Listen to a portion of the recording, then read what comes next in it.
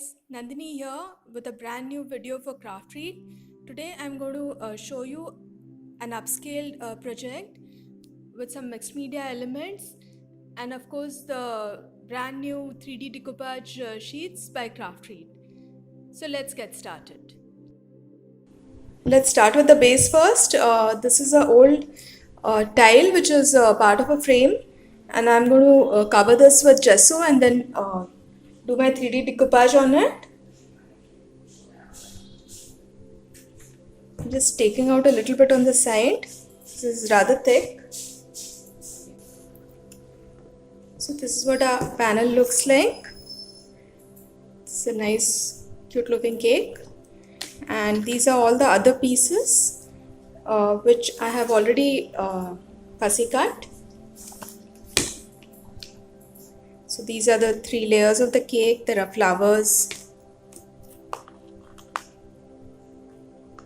Now what we are going to do is we will start by shaping all these pieces. I'm going to keep this little basket handy because I don't want to lose any of the pieces. I'll just put everything back inside and then I'll take one at a time and start shaping. So let's start with this. This is the smallest layer of the cake, the topmost layer, and I have my ball tool and a mouse pad here, and I'm just going to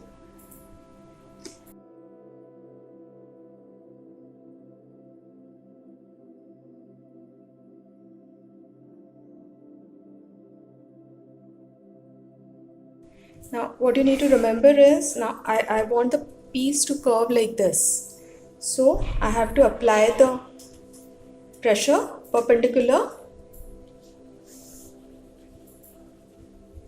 to where I want the paper to curl. Also make sure that you don't apply too much pressure because if you do that, the paper might tear. Now this area I want it to be even more rounded, so I'll just apply a little more pressure there so that the flower pops out a little more. And here I will apply reverse pressure so that it just gets pressed in a little bit.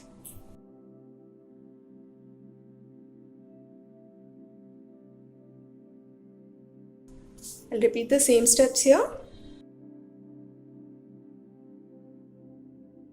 So a little more rounding at the flowers.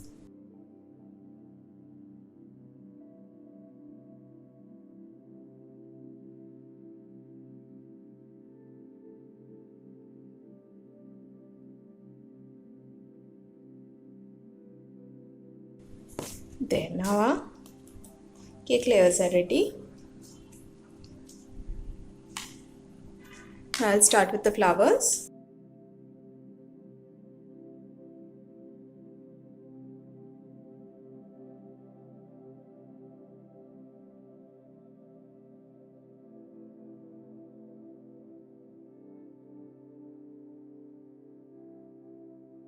These berries are really tiny, so just have to be a little careful with them. Just make sure you don't press the paper too much, otherwise you might just tear it. So just apply the pressure gradually till you're happy with the look that you're getting. You can also add a little more shaping while you're finally assembling the pieces. So there, our shaping is done. Let's move on. Okay, now my gesso is dry. I haven't taken much care to make it very smooth because I'm planning to put several layers on this. So I just basically needed a neutral surface. What I'm going to do is now I'm going to cut some of the paper around this thing because I don't want all this pink and all this pattern in my design. I'm not really fussy cutting this because I'll be putting more layers on this and that will hide the extra paper. I'll just basically cut around it a little bit.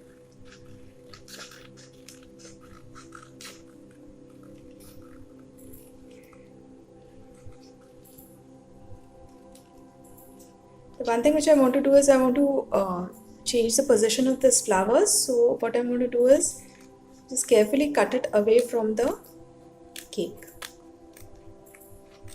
With these sheets you can do that actually. If there are areas which you don't like or you don't want there, you can just cut it out and then use it.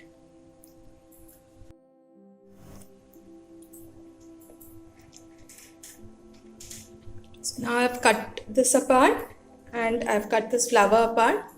So now we can continue. Let's start with the tile now. You will notice I've drawn a faint line around my tile.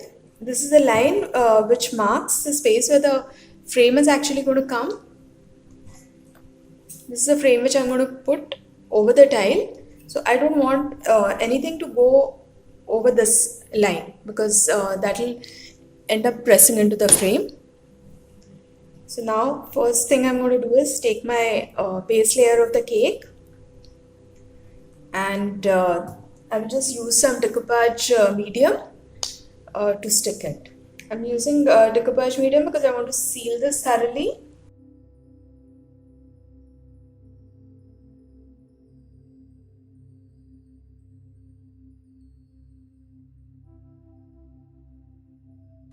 And I'll just let this dry.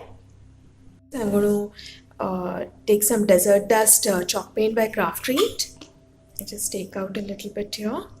Normally whenever you're mixing shades, just make sure that you mix enough because getting the exact shade every time is almost impossible. I'm also going to put a little bit of pink. Now once I mix the colors, I realized that this color is not a pure pink. It had a little bit of darkness in it, like a purplish hue. So what I did was I took the chocolate chip chalk paint by Craftreet and I put just the littlest bit in it. Remember, whenever you're mixing any dark colors, add the color very gradually because it's very easy for the color to darken too much. And then you'll just end up mixing more paint in it to lighten it, and that is just a big waste, I feel. You can just I have this scrap of paper which I had left over from cutting it out the sides of the paper, and you can see I will just test this paint and it is an exact match. So let's put away our paints now. Always remember, keep your bottles tightly closed whenever you're using chalk paints or any kind of paints because you don't want your paints to be drying out. If you keep them properly closed, they will last a long time without drying out on you. So I just add a little bit of water. I'm really impressed with the quality of the Craftreet chalk paints. They're very, very creamy. Now what I'm going to do is just start applying it so that the edges are covered.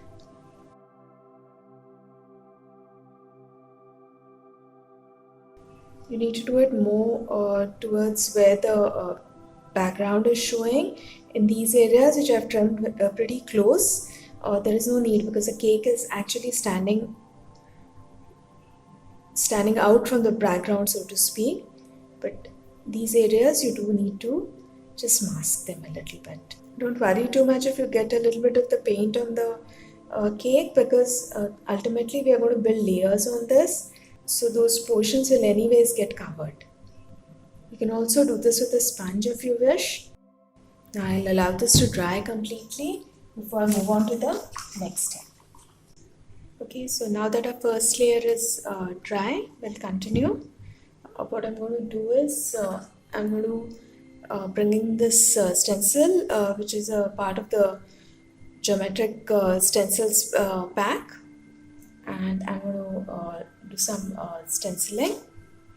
I want a lighter shade of this paint which we had mixed, so I'll add some more colors to this.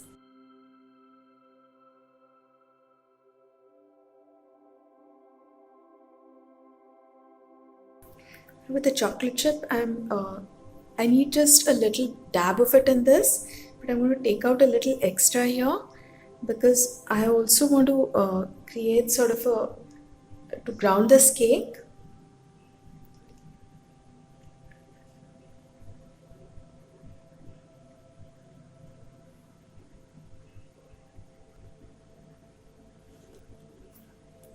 Now with the stencil, I'm just going to place it on my, I'm going to just use the brush to basically apply the paint through the stencil.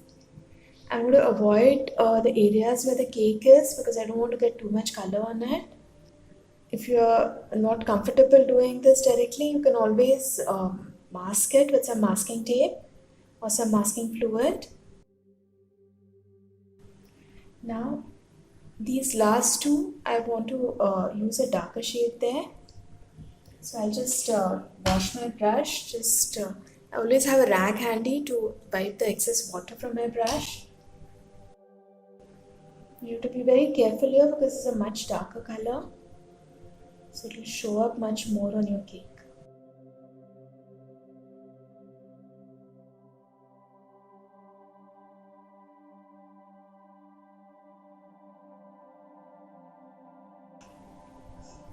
And let's carefully remove our stencil.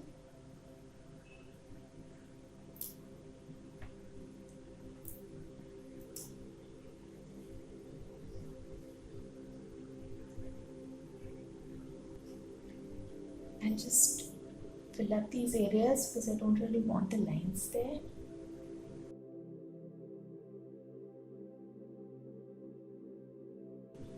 Okay, now let this dry. Now if you see, this is the sort of the ground. This is what gives a three-dimensional effect to the cake.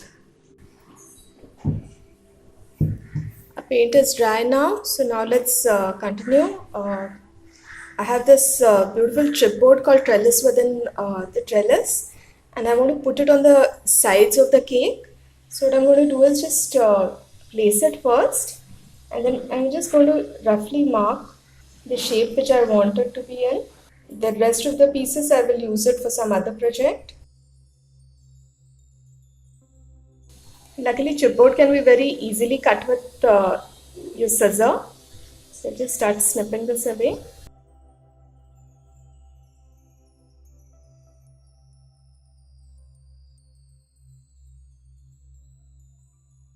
There.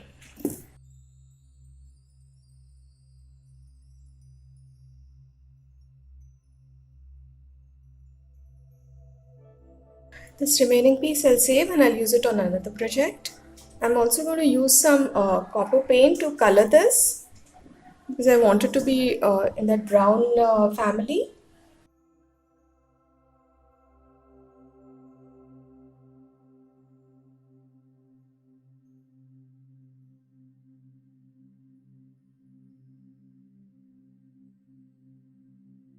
While a chipboard is drying, I'm applying the base coat of two-step crackle medium because I want a little bit of texture on the bottom part of my tile.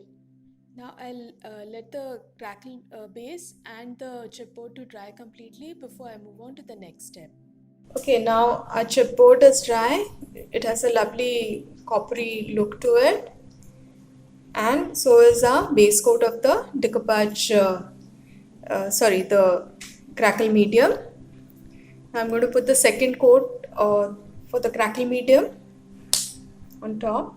With crackle medium, the direction in which you apply the second coat as well as the thickness of the layer that you apply determines how the cracks will appear. So I'm just going to put it lightly, just basically spreading the base around. Okay, now while the second coat of the crackle medium is drying, I have some archival ink here, and I'm just going to distress the edges a little bit so that they are slightly darker. This is a shade of red which I have, and the reason why I'm using StazOn is because it is waterproof. Otherwise, if I use any of my regular distress oxides or distress inks or dye inks, I will have to cover it with a coat of varnish to make it permanent, since those inks are water soluble. But Stazon is basically meant for mixed media, and they can be safely used. Once they are dry, they become permanent. So I have a small brush and I'm just brushing only the edges a little bit. You can see the surface is turning slightly pink. Now the whole thing is looking a little too pink, so I'm just going to bring in one more color, and what I have here is the Memento Lux. It's a nautical blue, a dark blue color, which is again a mixed media ink.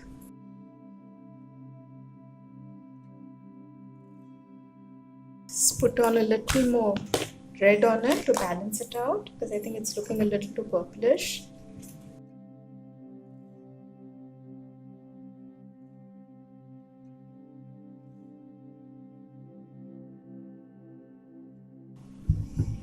And there. Now I'll just leave this to dry, and then we'll come back and do the rest of the work.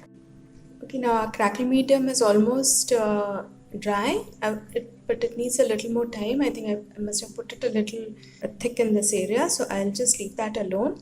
And what I'm going to do now is take this piece of chipboard which we had already colored with a copper paint, and I'll just stick it over my cake. I'll just use a regular multi-purpose glue, and what I'm going to do is put tiny dots of the glue, because I don't want it to show too much. Especially taking care to put glue at the ends, the loose ends, because those are the areas which are most likely to come out. Chipboard sticks pretty easily. You just need a good strong glue for that, and there are several which are available in the market. So I'll carefully turn this over now, and I have my pencil line to guide me.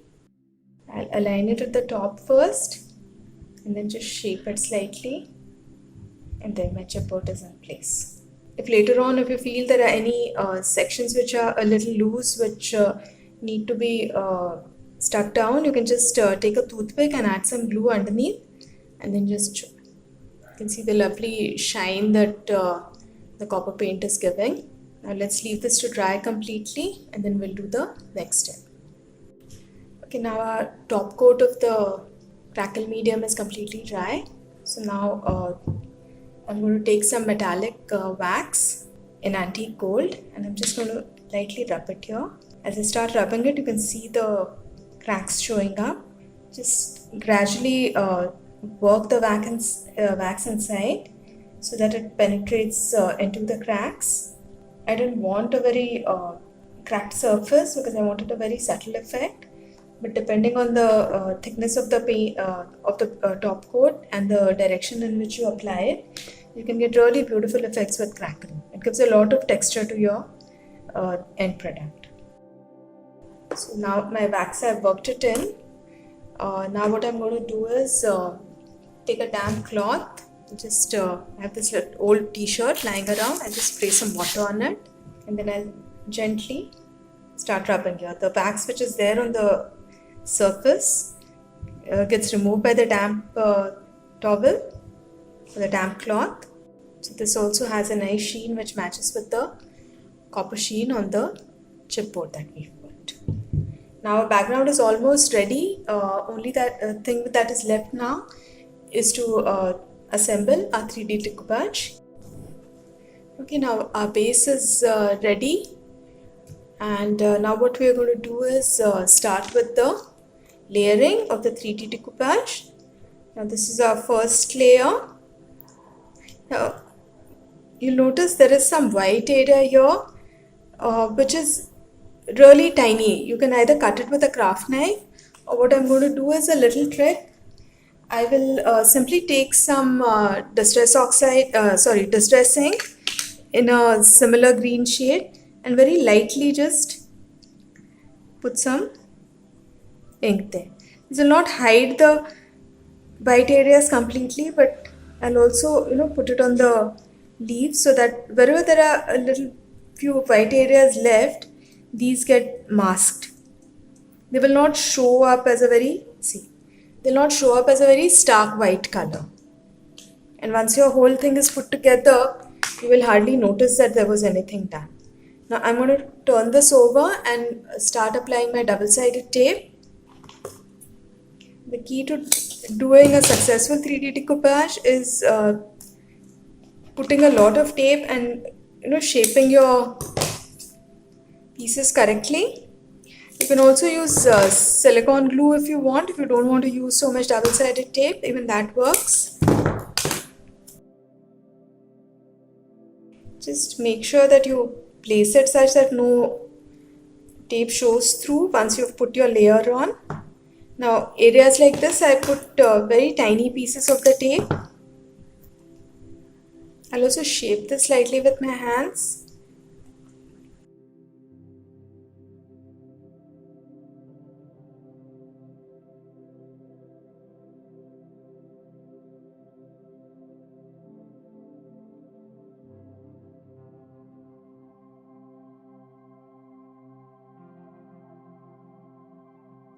There, that's our first layer done. For the second layer, I felt it's become a little flat, so I have my mouse pad and my ball tool, and I'm just going to shape it up a little bit again.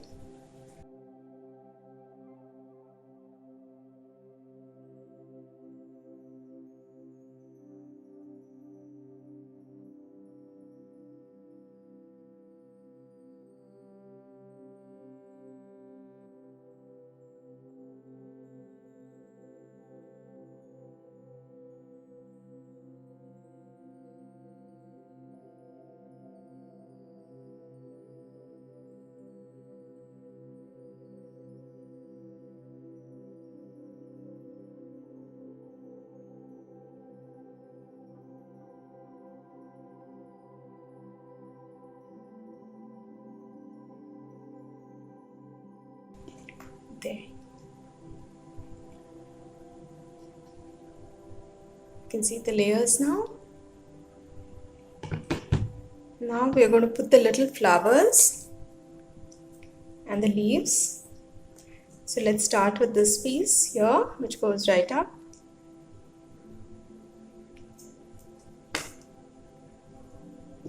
Now these pieces are going to need really tiny bits of foam tape.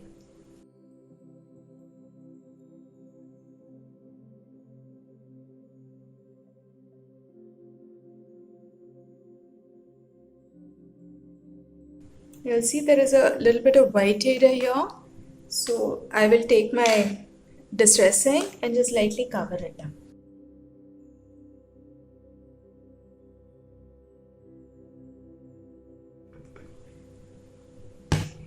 Now let's continue. Now we put the basic layers of the cake. Now we have to put these little flowers.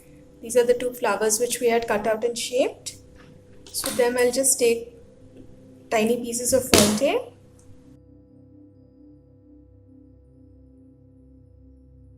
I'm just curling up the leaves a little so that they stand out.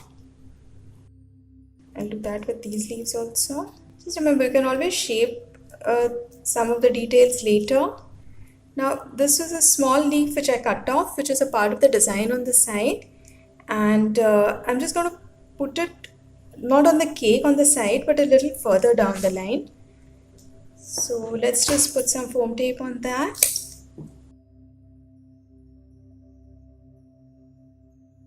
Now this is the base, so you see it is a little cut, but that doesn't matter because this, the second flower is actually going to cover it. So just peel off the tape.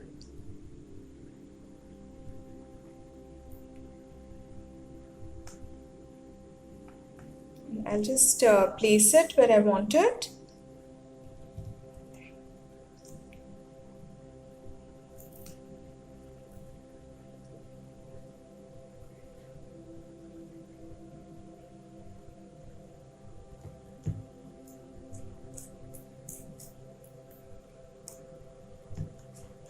And there, our 3D decoupage frame is ready.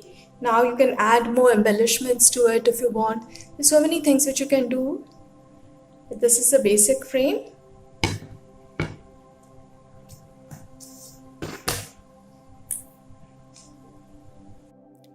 this is what the completed frame looks like. I hope you enjoyed this project and will give the 3D decoupage sheets by Craftread a try. Trust me, they're great fun, and I hope you will join me again for a video very soon. Bye.